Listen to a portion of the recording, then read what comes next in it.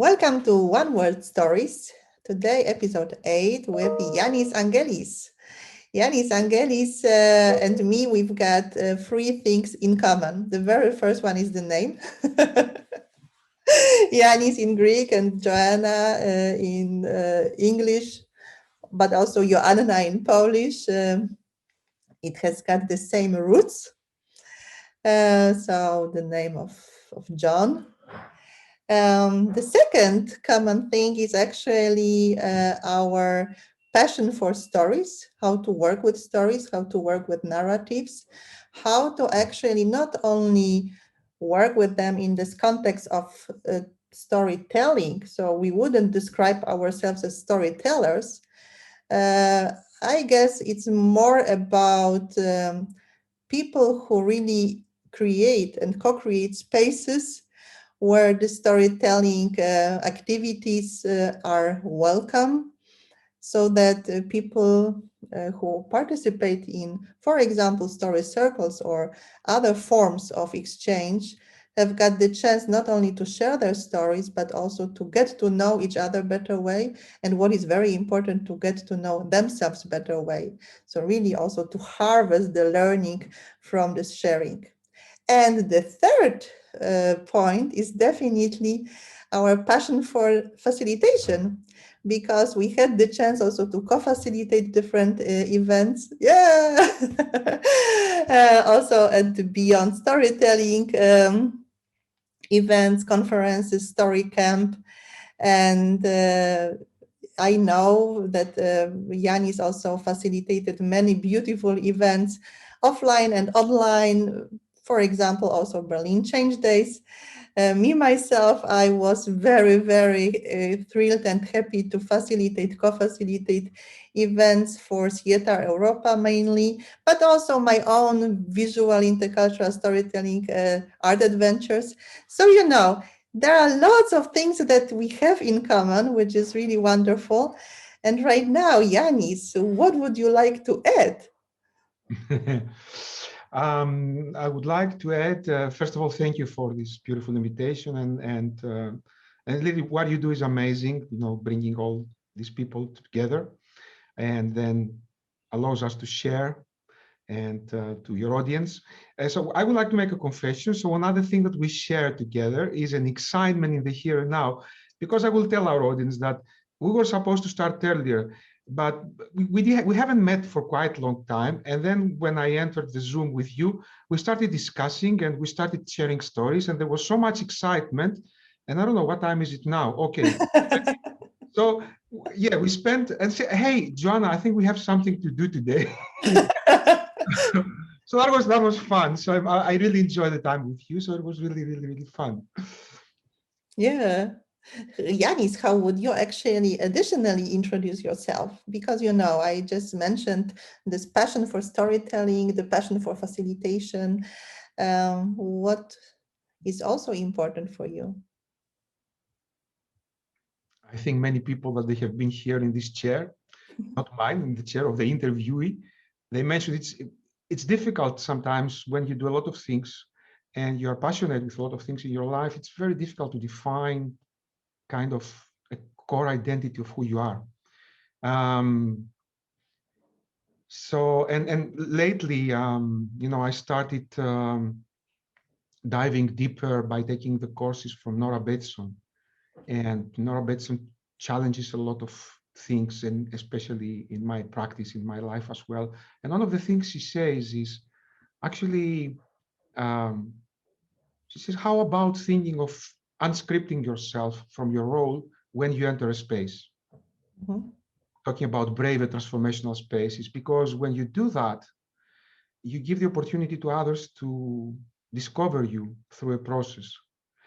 And maybe, John, I don't know, maybe we do this today also with the audience. So maybe I don't say a lot of things. Maybe I say the thing that really touches me at this particular moment, which is that I define myself as an artist.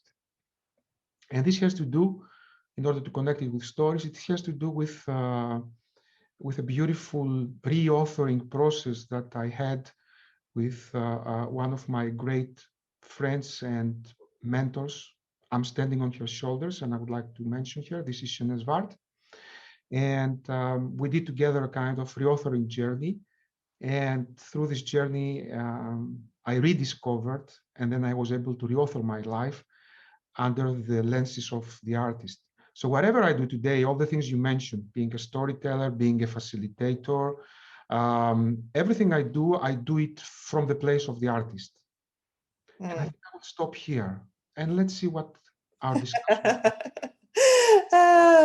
It's beautiful because it's such a great definition of one of the possible identities to be an artist, because it brings us immediately to the place of the acceptance of not knowing what is the next step. Yeah, so having a vision, having a talent, having a rough idea, and then to go in the flow. And I still remember many times when we co-facilitated events, we actually were also in this flow. Yeah, so that we didn't really so much planned in advance. We tried kind of, but then it's not so much about improvising all the time. It's just about having the feeling for what's in the room. And I guess this is also something what is extremely important in terms of thinking of an artist, that the artist doesn't really say, okay, this is going to be my goal. This is the person who focuses on the process much more. How do you see it? Yeah, the artist improvises in the moment, and the artists are open to what emerges. And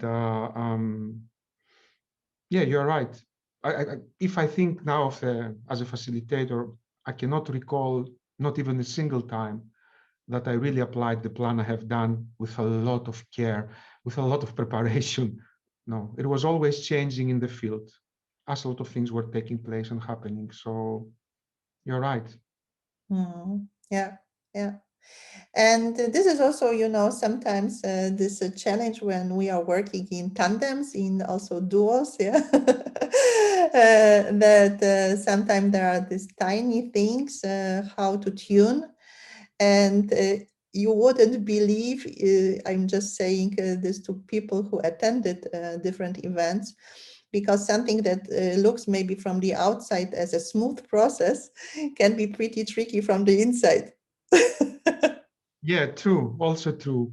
But I mean, I have a metaphor for that. So actually, it's a tango. It's a tango dancing when there is a couple of facilitators, and in tango there is always somebody takes the lead, somebody is trusting to be the follower of the dance, and so on. But at the end, the music comes from the audience. So Yeah. this is the feeling of the space of what's going on there and the energy, and we adapt our dance accordingly to what is the music. A wonderful metaphor. Yeah. Wonderful metaphor. It also brings me to the idea of, this participatory leadership, which is very, very similar to the process of facilitation, that you are changing the roles in the flow. Yeah. So sometimes one person is leading, sometimes the other one. It's not really necessarily all the time the same person, and it involves a lot of trust, doesn't it? Yeah, absolutely, absolutely. Mhm. And as for the trust, what was the moment, what was maybe first of all the word that actually gave you trust in the good turn in 2020? Because 2020 for all of us was a pretty tricky year. For many of us, actually, a very challenging year. When I think of people who lost their family members, their friends, their loved ones. Also, many of us who experienced that people they love very much got sick, not only because of COVID, but in general in this really tough time. And yes, it's always very, very important to just reflect and look back and see what actually gave us hope, gave us trust that we can make the best out of this time, even if the circumstances are really, really challenging. And what was this moment for you? Well, I mean, yeah, it was the trickiest year for everyone, I suppose, the 2020. And however, the word that came to me already in the beginning, from the beginning, somewhere in March, April, it was the word of wonder.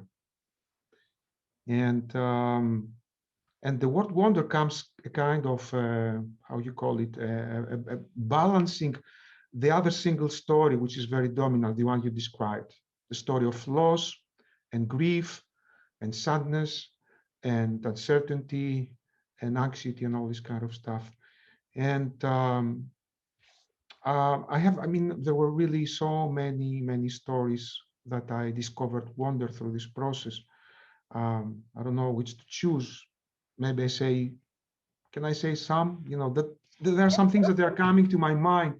So when we started all working like crazy online, for me it was not something new because a lot of my work was online. I was instructional designer for e-learning, already starting in 2010, so something like a decade back. And I was doing a lot of online facilitation as well, a lot of online trainings and coaching as well. So it was not something new. It just has become amplified last March in a Mhm. tremendous way. And we had all these events that they just emerged, online events. And I remember in one event something that yeah, it was wonder because uh, uh, what happened there, it was that two people, they met for the first time online. She Mhm. was in Italy, he was in Germany, and they fall in love. Wow.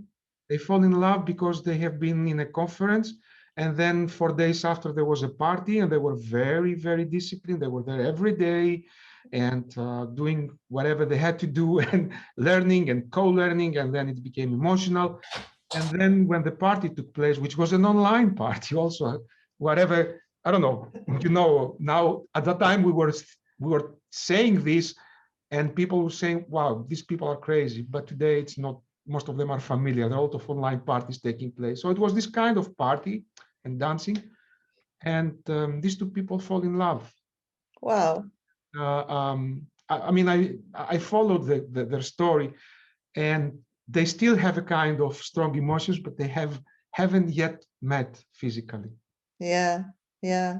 But Incredible. for me, this was a wonder moment, you know. Many other moments for me, this a part of falling in love, which is a kind of maybe exaggerated example and story, but the strong connection, and you are one person that we have experienced that as well, the strong connection that took place in online meetings, in Yeah. good online meetings, because as it happens with physical, we have, you know, Mhm. meetings that they are insufficient, but we have also great meetings as well. Same in online environment. And this deep connection, sometime that took place, even with people that they didn't know each other and they just met. For me, it was like a wonder also. Mhm. Um, and it was also a wonder for me that after the first, let's call it the first wave, it seems that nothing ended at the time. I was able to travel and have a kind of sabbatical because I almost got burnout at the time um, in my beloved country. For the people that they don't know me, I live in Germany, but I'm origin Greek, and I used to go there every summer at least. But this summer, last summer, it was tricky. Finally, I managed, and I went to the two islands that I wanted to go and spend some time there, and I did it. And it was beautiful because the coronavirus, regulations at the time were, as it happened, as we have seen after it, it was unfortunately not so strict. So Greece again became a very difficult place in terms of living with the coronavirus. But I'm very much grateful for this wonder of, you know, being in my country in a very difficult period and feel the nature, meet people, and enjoy food and enjoy everything. So I wonder. Mm. So, and much more, but I think in terms of stories, I think I will stop here. And there is one other thing for me that it was a wonder last year. It was um, already the year before in 2019, I started my studies in narrative therapy. You know, I was working with stories and, you know, mainly in organizations, in the social realm and so on, but I was missing this therapeutic part. And I thought that maybe I could take something from there. I didn't know. I was always intrigued with, and I started studying that. And this was also for me a kind of wonder because I realized some, you know, some principles and some, how can I say, some things that they are around narrative therapy that they got me mesmerized. So it was a year of wonder, surprisingly for me. And I don't know, I think you remember I sent a card I sent it to you as well, my wish card for 2021.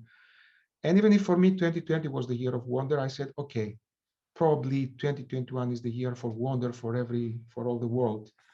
And I was asking the question, do you believe in wonder? Mm. And because if you believe it, then you will find it.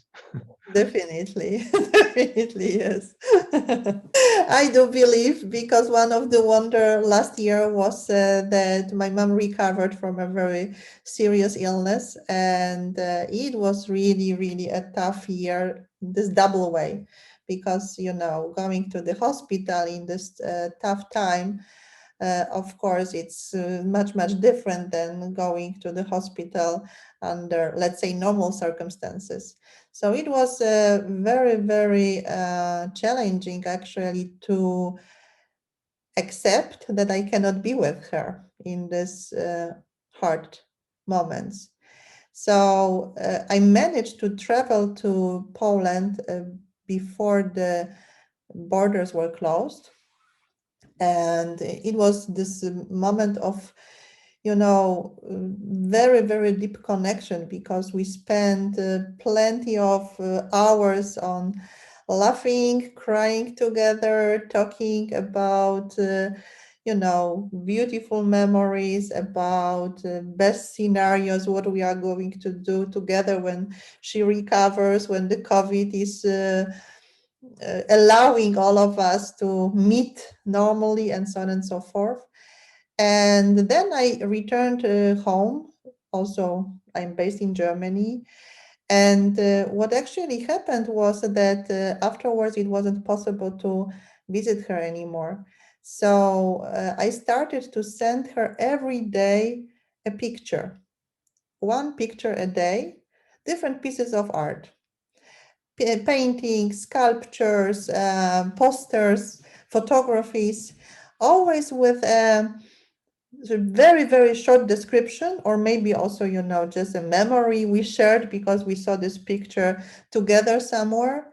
So just to bring, this memory back, to revive it, and also with a question so that she can relate to this picture from a very personal uh, point of view. Yeah. So also, what Nice. does this picture actually mean for you today in terms of, I don't know, inspiration, in terms of maybe the atmosphere, the emotions shown over there? And it became a ritual. And all in all, I sent her 152 pictures Wow. every day, one, and she collected all of them and put them into a paper form. So really, with all the descriptions, as a book for both of us. Mm. So, this is my little wonder story. So, when you were sharing yours, I had to smile also because I know that such questions can be extremely powerful, especially when I think of her comment once when she said that there were days when this one picture, when also this one comment, one question was the only positive moment during the day. So, with thinking about it, it's really something we cannot underestimate. That the words create worlds. Yeah, and Yes. actually, this is the basis of the narrative therapy, what you study. So, Yanis, why is it so important to work with stories now? Now and ever. Yeah. um, but since you define it like this, I think um, for many reasons. One is that the world has become quite complicated, complex. People try to find meaning. They try to find ground. They try to find spaces where they can feel a bit safe, because you cannot feel totally safe. And as Nora Bateson says, I will have to quote here again, feeling safe in an unsafe world, she says, it's not a safe thing. Mhm. And so, yeah, for all these reasons, story can, if not fulfill for full, it can support people to go to these places, the place of making meaning, the place of kind of feeling more safe, which means I'm listened, I'm trusted. So I think it is important in these particular difficult times for the human psyche, as we say. So our psychology is not at the best at this moment. So stories work as an elixir, if I use another metaphor. So when you hear a story, it's like taking a healing medicine, because it goes down deep to your soul and it has a healing effect. So I think this is the core reason why stories now. Mhm. Yeah, thank you. Thank you very much. When I think also of this need for sense making, especially in the tough times, but also for this reflection on what stories do we actually want still telling, what do we want to get rid of, and what do we want to start actually telling. So, stories of transformation. What is such a story for you, coming originally from Greece and also based in Germany, that you would definitely want to hear more of? So, what stories should we start telling? What stories we should start telling? A very simple, naive, or simplistic answer is the good stories. Okay. Okay. Uh, but as I have been involved in narrative therapy, and also as I have experienced my own reauthoring journey, what I came up with is that no matter the stories you tell, because sometimes we have this need to share our pain stories, Mhm. or even, I don't judge that, we live in stories that they don't serve us anymore. Maybe in the past they did, and we have the need to change. It comes as a need, but maybe we are not able to express it, but it's there. So for me, what it is important, and this is how narrative therapy works, is just, you know by sharing your, we call them problem saturated stories that they don't support you, living a life as you want in the here and now. You come through a process that narrative therapy describes, to discover your alternative stories, Mhm. which is the stories you want to live. And this is the process that you go in order to reauthor your story. This is what happened with me. It's not that I neglected totally my past. I have always been an artist, because I'm a musician, actor. I also did, I was also directing theater for kids when I was young. I was doing things with my hands as a craftsman, and a lot of things that they have been related to art. But somehow, when I started working in organizations, I lost my artistic way. And it was somewhere in a dark place, you know. And then my reauthoring process revealed that. And the kind of mantra that we came up with Jeanette together For me, it was the artist came out of his closet, Wonderful. which I love. So it's not about neglecting your past stories, but just find a way to reform, to reauthor it, as beautifully Shanae says, and as beautifully narrative therapy indicates. And by this reauthoring, it's you. It's you who discover, your new story. It's not about saying or pushing yourself, oh, I need a new story, or where is the good story? No, you need to go through a process which honors what you have been through in your life and rediscover, reauthor your life. So I love this process. And another thing that in narrative therapy, which I love so much as a post-structuralist, approach to therapy, is this idea of us. I like also what Nora says, this unscripting. And so me as a therapist, I'm not the expert. Mhm. I'm not the expert. I maybe just be a channel or a vehicle. The people that they come to me, to find solutions in their problems, they know better about their lives rather than I do. I'm just there to facilitate, to create a space, as you said, and allow them to discover by themselves all these skills, the gifts, the knowledges, the learnings, everything they have from their own life in order to compensate with their own problems. Yeah. So this humility, I love in narrative therapy. It's very different from all other kind of therapies and things where you are considered to be the expert who knows better and you may bring solutions or whatever. I see a very important parallel to the narrative coaching as well, because, of course, narrative coaching is rooted in the narrative therapy. But in general, it's also this very important definition of a coach, that the coach is not an expert in the field of knowing, but rather the expert in the field of process. So that this is the person who supports the client, the coachee, to come up with her own solutions.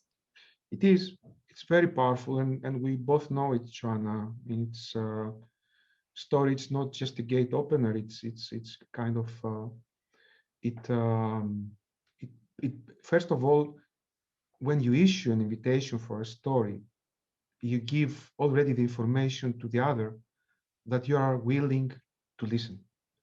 And this is one of the most beautiful gifts you can give to the other. And when you listen attentively, then we both know it that. So we immediately, by listening, we affect the way the story comes out. Mhm. So it's a very powerful thing. It's a very powerful thing. And for me, this is the craft of how can we invite stories. I like I like uh, I like what Christina Baldwin says. How she said it. She says always be ready to knock at the story door of a person. And when you do that, be there with your full presence. That's Mhm. the best gift you can give. So,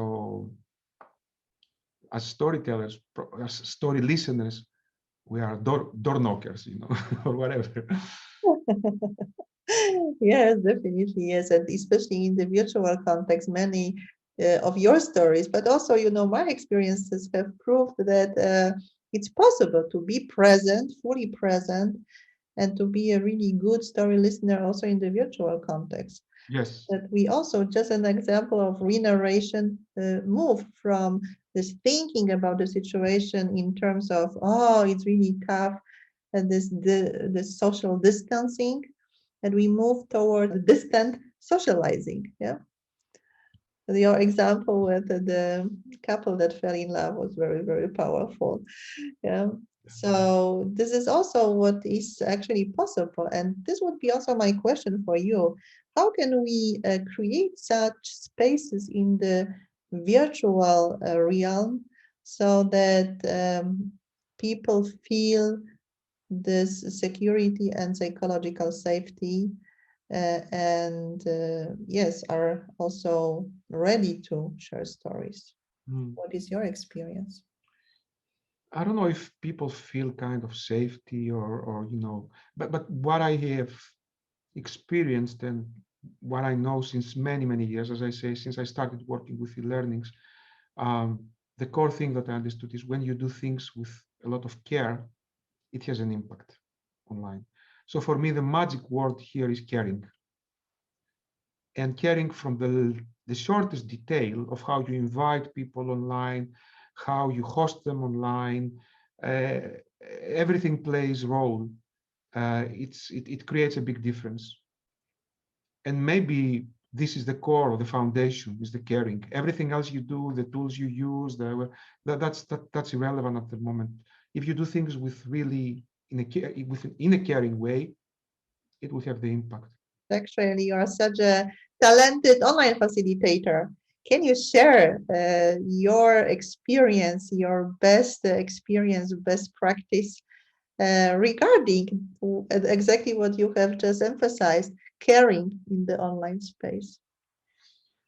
Yeah, it's a core word, you know. So and when I'm saying caring is like it's a very basic human attribute, but a lot of people, and probably myself in the beginning before I dive deeper and really understand the essence of that, we don't know how to do it online. Because it's related to the environment we do things, and but at the time we do it, it has a huge effect. And I'm thinking, for example, it starts like so for how you issue an invitation, which happens before your meeting, which also takes place online. How you send an email, how you send the invitation. You need to do it in a caring way, in a real caring way. Don't do it as a technique. You need to feel it. Same happens when people come in. You need to find a beautiful way, warm way to welcome. So warmness is a very important thing, which goes along with caring.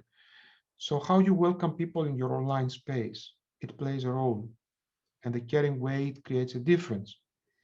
And then we always, maybe we're a little bit selfish and we say, hey, I have a 4 hours workshop, and I know it's a lot of time, but I structure it in a beautiful way to make people like they are there, present, and so on. We may forget that people may come from another workshop that was 4 hours also before our workshop. So we need to take into consideration that all of these factors. And then when they are online, we need to introduce this kind of, let's say, a stretching exercise. We need to stretch when we're online. All right. A lot of times I invite people to move out of their space and do something like outside of screen, not only in front of screen. Of course, we can stretch here, but I have some small things, and okay, just do that, outside of your screen. Introduce longer breaks. There is always a story, of course, part of whatever you facilitate. Story is a part that creates a kind of warmness, and it welcomes people in whatever else you do. All the things. I always close with a poem, for example, which brings more awareness. Again, everything happens in a caring way.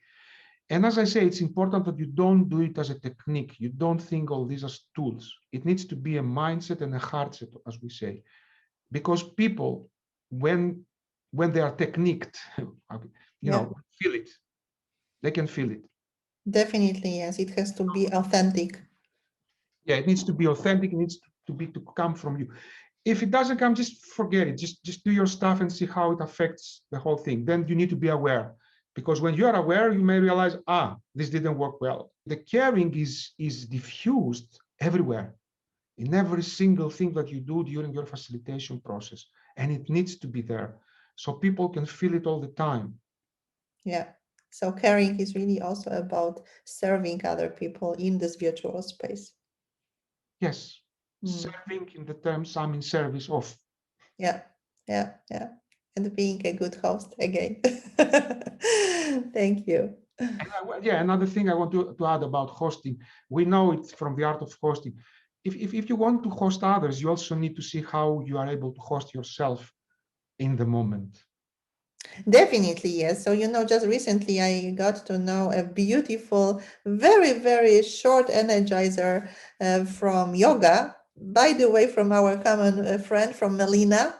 So Ah, that you, yeah, so that you put your hands like that and here up, and then you can also close your eyes and put the hand yeah, I did. down and head up. And it's really wonderful for the neck. So a very good exercise you can also do still while seated, and it doesn't take so much effort and so much time, and still it feels much, much better. And then now you give me great opportunity to say something else. I have experienced the same with Melina. She's a common friend. She's lovely. And when I experienced this, I was also very much, I liked it as you did. And then what I did when I had a workshop, I invited her and I tell Melina, can you do this now in this particular time? You know, we have something like a time that we want to do something like a breathing exercise. So I invited her to do. I think a good host also gives and allows space for participants to bring their own stuff. It's a brave thing. You know, it takes you out of your comfort zone that you control everything.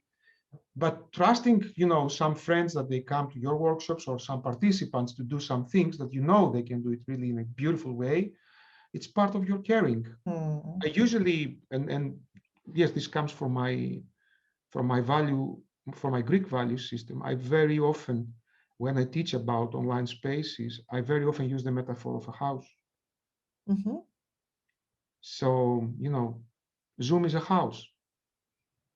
Zoom itself, of course, the terminology it uses, you know, have rooms and so on, but playing with the metaphor of house, of online spaces, instead of telling them tools, naming them tools or whatever, this change of narrative, it can change the mindset of how people participate somewhere.